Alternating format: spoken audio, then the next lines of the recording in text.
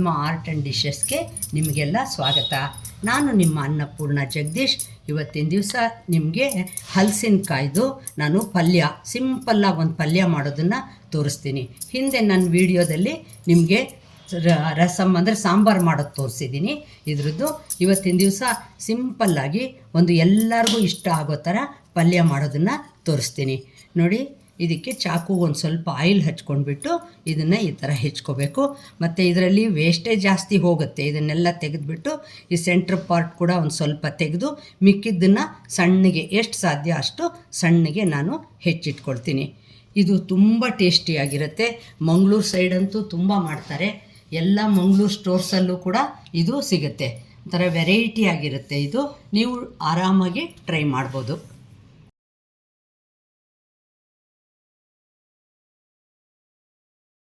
ಹಲಸಿನಕಾಳನ್ನ ಈ ಥರ ಸಣ್ಣಗೆ ಸಿಪ್ಪೆ ಎಲ್ಲ ಮೇಲಿಂದೆಲ್ಲ ತೆಗೆದುಬಿಟ್ಟು ಈ ಥರ ಹೆಚ್ಚಿಟ್ಕೊಂಡಿದ್ದೀನಿ. ಇದಕ್ಕೇನು ಹಾಕಿಲ್ಲ, ಸುಮ್ಮನೆ ಹಾಗೇ ಸಣ್ಣಗೆ ಹೆಚ್ಚಿಟ್ಕೊಂಡಿದ್ದೀನಿ.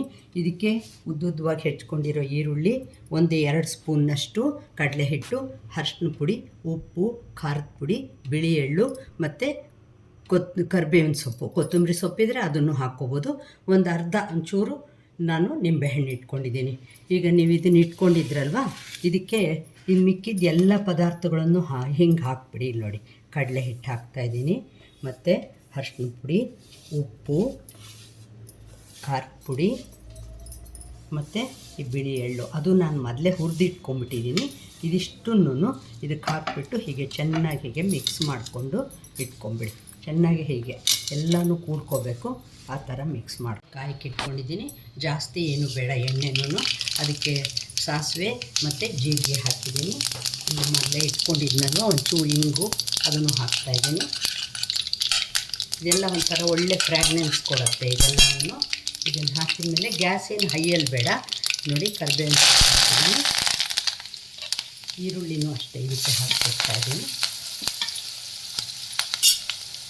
ಹಾಕ್ಬಿಟ್ಟು ಇದನ್ನು ಒಂದು ಸ್ವಲ್ಪ ಮೊದಲು ಇದು ಈರುಳ್ಳಿ ಚೆನ್ನಾಗಿ ಹಸಿ ವಾಸನೆ ಹೋಗೋ ತನಕ ಇದನ್ನು ಫ್ರೈ ಮಾಡಿಬಿಡಿ.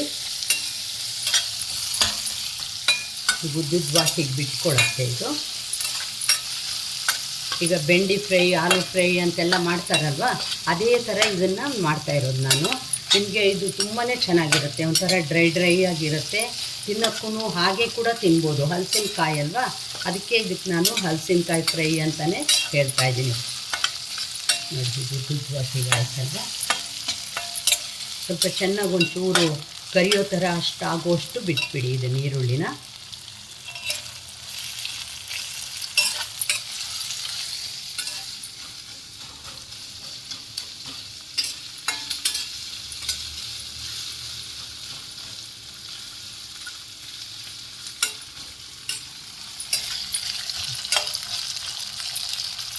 ನೋಡಿ, ಈ ಥರ ಸ್ವಲ್ಪ ಬ್ರೌನ್ ಕಲರ್ ಬಂದು ಇದಾಗ್ತಾ ಇರುವಾಗ ಈಗ ನೀವು ರೆಡಿ ಮಾಡಿ ಇಟ್ಕೊಂಡಿದ್ರಲ್ಲ ಎಲ್ಲ ಮಿಕ್ಸ್ ಮಾಡಿ ಅದನ್ನು ಇದಕ್ಕೆ ಹಾಕ್ಬಿಡಿ ನಿಧಾನವಾಗಿ. ಇದೂ ಅಷ್ಟೇ, ಎಷ್ಟು ಸಾಧ್ಯ ಅಷ್ಟು ನೀವು ಸಿಮ್ಮಲ್ಲಿ ಇಟ್ಕೋಬೋದು, ಹೈ ಮಾಡ್ಕೋತಾ ಇರ್ಬೋದು. ಒಟ್ಟಲ್ಲಿ ಅದು ನಿಮಗೆ ಫ್ರೈ ಆಗ್ತಾಯಿದೆ ಅನ್ನೋ ಥರ ಪೂರ ಎಣ್ಣೆಲೇ ಹಾಕಿ ಕೂಡ ನೀವು ಕರಿಬೋದು. ಆದರೆ ನಾನು ಇದನ್ನು ಸುಮ್ಮನೆ ಹಾಗೆ ಒಂಥರ ಪಲ್ಯದ ಥರನೂ ಅನ್ಕೋಬೋದು. ಆ ಥರ ಮಾಡ್ತಾಯಿದ್ದೀನಿ. ಇದೆಲ್ಲ ಚೆನ್ನಾಗಿ ಕೂಡ್ಕೊಂಡು ಬೇಯೋ ಥರ ಮಾಡ್ಕೊಂಡ್ಬಿಡಿ. ಇದನ್ನು ನಿಮಗೆ ಎಣ್ಣೆ ಕಡಿಮೆ ಅನಿಸಿದರೆ ಇನ್ನೂ ಒಂದು ಅರ್ಧ ಸ್ಪೂನ್ನಷ್ಟು ಹಾಕ್ಕೋಬೋದು.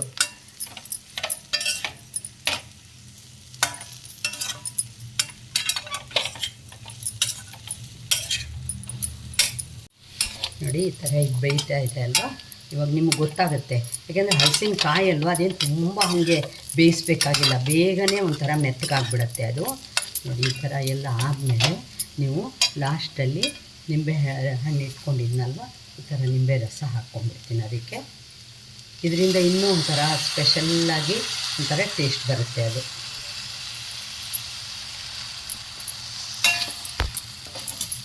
ಮೊದಲೇ ನಿಮ್ಗೆ ಗೊತ್ತಲ್ವ, ಉಪ್ಪು, ಅರಿಶಿನ ಎಲ್ಲ ಹಾಕ್ಬಿಟ್ಟು ಕಲಿಸ್ಬಿಟ್ಟಿದ್ದೀನಿ ಅದಕ್ಕೆ. ಮತ್ತು ಅದಕ್ಕೆ ಇದಕ್ಕೆ ಸಪ್ರೇಟ್ ಹಾಕೋದು ಬೇಡ. ನಾನು ನಿಮ್ಗೆ ತೋರಿಸ್ದೆ ಅಲ್ವಾ, ಉಪ್ಪು, ಅರಿಶಿನ ಪುಡಿ ಮತ್ತು ಬಿಳಿ ಎಳ್ಳು, ಖಾರದ ಪುಡಿ ಎಲ್ಲ ಹಾಕ್ಬಿಟ್ಟು ಕಲಸಿದ್ದೀನಿ ನಾನು. ಅದರಿಂದ ಮತ್ತಿವಾಗ ನೀವು ಟೇಸ್ಟ್ ನೋಡ್ಕೊಂಡು ಬೇಕಾದರೆ ಒಂಚೂರು ಉಪ್ಪು ಹಾಕ್ಕೋಬೋದು. ನೋಡಿದ್ರಾ, ಹಲಸಿನಕಾಯಿ ಫ್ರೈ ಎಷ್ಟು ಸಿಂಪಲ್ಲಾಗಿ ನೀವು ಇನ್ನೂ ಬೇಕು ಅಂದರೆ ಇನ್ನೂ ಒಂದು ಸ್ವಲ್ಪ ಬೇಯಿಸ್ಕೋಬೋದು. ಆದರೆ ಇದು ರಾರ ಆಗಿದ್ರೇ ಒಂಥರ ಅಂದರೆ ಹಸಿ ಹಸಿಯಾಗಿದ್ರೇ ಕೂಡ ಇದು ತುಂಬ ಚೆನ್ನಾಗಿರುತ್ತೆ ಟೇಸ್ಟು. ಉಪ್ಪು ಖಾರ ನಿಂಬೆ ರಸ ಎಲ್ಲ ಬೆರೀತಲ್ವ, ಅದರಿಂದ ಟೇಸ್ಟು ತುಂಬಾ ಚೆನ್ನಾಗಿರುತ್ತೆ. ಮಂಗಳೂರು ಸೈಡೆಲ್ಲ ಇದಕ್ಕೆ ಬೇರೆ ಹೆಸರುಗಳಿಟ್ಟು ಮಾಡ್ತಾರೆ. ನಾನು ಸಿಂಪಲ್ಲಾಗಿ ನನ್ನ ಮೆಥಡಲ್ಲಿ ಇದನ್ನು ನಿಮಗೆ ತೋರಿಸಿದ್ದೀನಿ. ಇನ್ನೂ ತನಕ ನನ್ನ ಚಾನಲ್ಗೆ ಸಬ್ಸ್ಕ್ರೈಬ್ ಮಾಡ್ಕೊಳ್ಳದೆ ಹೋದರೆ ಸಬ್ಸ್ಕ್ರೈಬ್ ಮಾಡ್ಕೊಳ್ಳಿ. ಲೈಕ್, ಶೇರ್, ಕಾಮೆಂಟ್ ಮಾಡೋದು ಮರಿಬೇಡಿ. ಇದೇ ವಿಡಿಯೋನ ಇನ್ಸ್ಟಾಗ್ರಾಮ್ ಮತ್ತು ಫೇಸ್ಬುಕ್ಕಲ್ಲಿ ಕೂಡ ಅಪ್ಲೋಡ್ ಮಾಡ್ತೀನಿ. ಅಲ್ಲೂ ನೋಡಿ ಕಾಮೆಂಟ್ ಮಾಡಿ ನನಗೆ ಎನ್ಕರೇಜ್ ಮಾಡ್ತೀರಾ ಅಂತ ತಿಳ್ಕೊಂಡಿದ್ದೀನಿ. ನೋಡಿದ್ರಾ, ಹಲಸಿನಕಾಯಿ ಫ್ರೈ ಈ ಸಲ ಖಂಡಿತ ಟ್ರೈ ಮಾಡಿ ಫ್ರೆಂಡ್ಸ್, ತುಂಬ ಚೆನ್ನಾಗಿರುತ್ತೆ.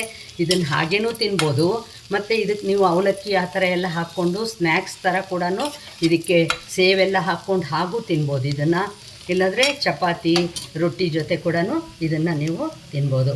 ನಮಸ್ಕಾರ. ನೋಡಿ, ಈ ಥರ ತಳ ಚೆನ್ನಾಗಿ ಗೊತ್ತಾಗುತ್ತೆ ನಿಮಗೆ. ಹೀಗೆ ತಳ ಎಲ್ಲ ಬಿಟ್ಕೊಂಡು ಬರುತ್ತೆ, ಅದು ಏನು ಒಂಚೂರು ಹತ್ಕೊಳ್ದಾಗೆ. ಅಷ್ಟು ಮಾಡಿಬಿಟ್ಟು ನೀವು ಇದನ್ನು ಗ್ಯಾಸ್ ಆಫ್ ಮಾಡಿ ಯೂಸ್ ಮಾಡ್ಬೋದು. ಇದನ್ನು ನೀವು ಗ್ರೇವಿ ಥರ ಬೇಕು ಅಂತಂದರೆ ಇದಕ್ಕೊಂದು ಸ್ವಲ್ಪ ನೀರು ಬೆರೆಸ್ಕೊಂಡು ಗ್ರೇವಿ ಥರ ಕೂಡ ಇದನ್ನು ನೀವು ಮಾಡ್ಕೊಳ್ಬೋದು. ಕೆಲವ್ರಿಗೆ ಡ್ರೈ ಇಷ್ಟ ಆಗಲ್ಲ ಅಂದರೆ ಆ ಥರ ಮಾಡ್ಕೊಬೋದು. ಆದರೆ ನೋಡಿ, ಒಳ್ಳೆ ಎಷ್ಟು ಚೆನ್ನಾಗಿ ಕಾಣಿಸ್ತಾ ಇದೆ ನಿಮಗೆ. ಹಲಸಿನಕಾಯಿನಲ್ಲಿ ಈ ಥರ ಮಾಡ್ಬೋದು ಅಂತ ನಿಮ್ಗೆ ಗೊತ್ತೇ ಇರಲ್ಲ ಅನಿಸುತ್ತೆ. ನೋಡಿ, ನೀವು ಟ್ರೈ ಮಾಡಿ.